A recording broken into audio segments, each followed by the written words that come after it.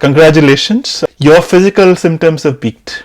You would find that these cravings would have lasted even longer, maybe 15-20 minutes. The first reason is purely physical, chemical, biological.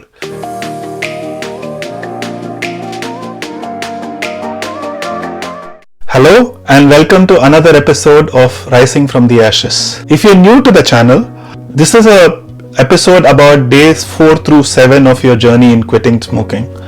So if you're looking for resources and you're just starting to smoke, I would recommend looking up my videos where I talk about how to start your process of quitting smoking, what to expect in day 0, 1, 2 and 3.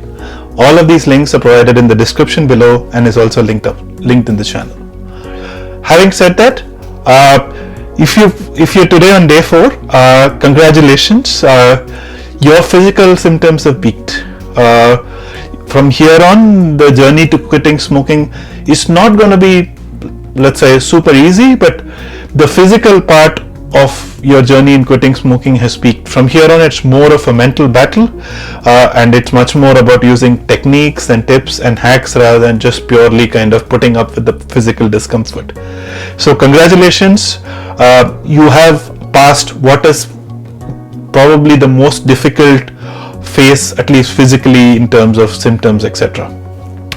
So today we're going to just do a very short video about what to kind of start doing in days 4 through 7, and that is basically identifying and extinguishing what I'm going to call as reward related cues, and we'll talk about that a little bit more in detail. In one of my last videos, I mentioned to even in the first couple of days or the first 3 days, start noticing when your cravings come and how long they last.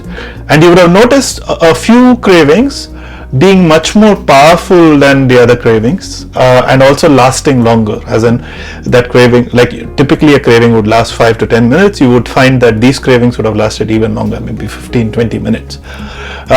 And these are kind of the cravings which are kind of what I call as reward related cravings, and these are the ones we'll try to extinguish over the next 4 to 5 days or the next even couple of weeks. Let me take a step back and I'll kind of contextualize what are reward cravings compared to some of the other kind of cravings or cues we get when we're smoking.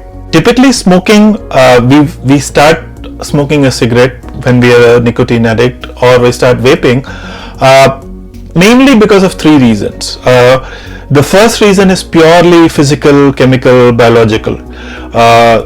Think of it as like the analogy of a tank with a sensor which kind of starts kind of beeping when it runs out of water. We have a supply of nicotine which we have put into our body because of smoking or vaping, and when that supply runs out, our body gives an alarm and wants us to make smoke.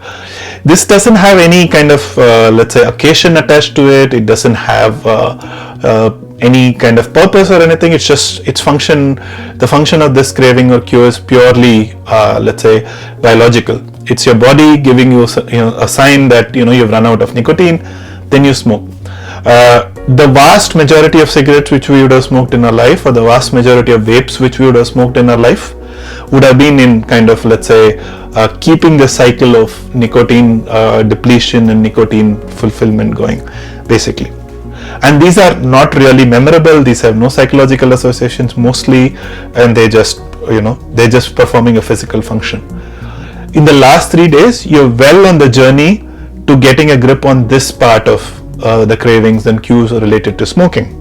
There is another type of craving which is what I call as like celebratory cravings, or kind of very occasional cravings, or I would even call it as major event cravings, which is when you have a big success or a big failure and so on. We are not going to talk about that today, and that's probably the last thing which we will extinguish in our journey, but keep that in mind that there is kind of that category. Regular cravings which are associated with how we had positioned smoking in our life. This would be, for many people, this would be the first smoke which they have in the morning as they wake up, or with a cup of coffee. for me, it was also, smokes which I had with meals. This was really, the way we position it to ourselves, or the story we tell ourselves. Hey, this is my reward for all the hard work I've done. This is my break, or these are the smokes which punctuate my day and make my day better, right? And there are typically like 4 to 5 or 3 to 4 of these, which are so associated with feelings like, for in the morning it might be like, getting started with working, or in the evening it might be like winding down and going to bed. So they not only perform the function of, let's say, chemical replenishment, they also have a strong mental cue attached. And over the next few days, our goal is really to kind of get a grip and start combating these kind of smokes, which are much more regular and much more, let's say, which were frequently occurring in our life. I would here talk about 2-3 things. I think, as I mentioned in my earlier video, if you had been taking note of these, by now I think you would have identified these reward smokes, or the reward cravings, or the reward cues. And typically there will be like 3 or 4. So make sure that you first identify all of them and you're completely sure what these are. And if you have a couple which are doubtful, include them here, so that it's better to have them and have a plan for them than to keep them outside. Once you've identified these, start building, let's say, something like an alternate reward for each of these, and be crystal clear on what those are. For example, when I started to quit smoking about 1.5 years ago, what I used to do was, for my morning craving, which was very powerful, I had like a special coffee which was really good, which I would have. For my post-lunch craving, I replaced that smoke with a walk, and always during lunchtime I'd go on a walk. The reward was consistent. For the night one, I used to have like a piece of chocolate or some dessert. So to that extent, I used to replace each of these reward related smokes with a different reward. We are not going to have these rewards stay with us the rest of our life. Don't worry about that. But I think for the next 2 to 3 weeks, when we are when our mind starts playing these tricks, it's good to kind of show to ourselves that we are rewarding ourselves. I also talked about having a specific breathing exercise in my last video. When you get even a reward related craving, please do use a specific breathing exercise and kind of look inside yourself mindfully. I think as you go on, you'd find that some of the weaker ones would suddenly, it would stop being such a strong craving or a cue. For me, the first one, which I stopped really getting regular cravings, was my lunch related smoking cue. And within, let's say, 7 or 8 days of quitting smoking, that went away, and slowly some of these other cues will slowly go away.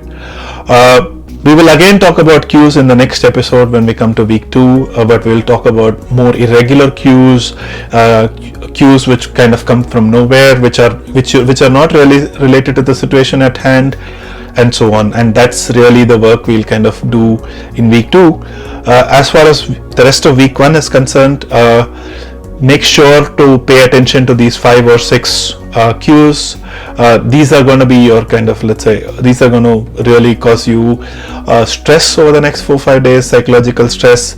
Identify that. The moment you identify that, this is like a regular cue, you will kind of easily be able to combat them, and obviously have an alternate reward at least for the next couple of weeks, so that you can extinguish these cues when they do come. Congratulations once again.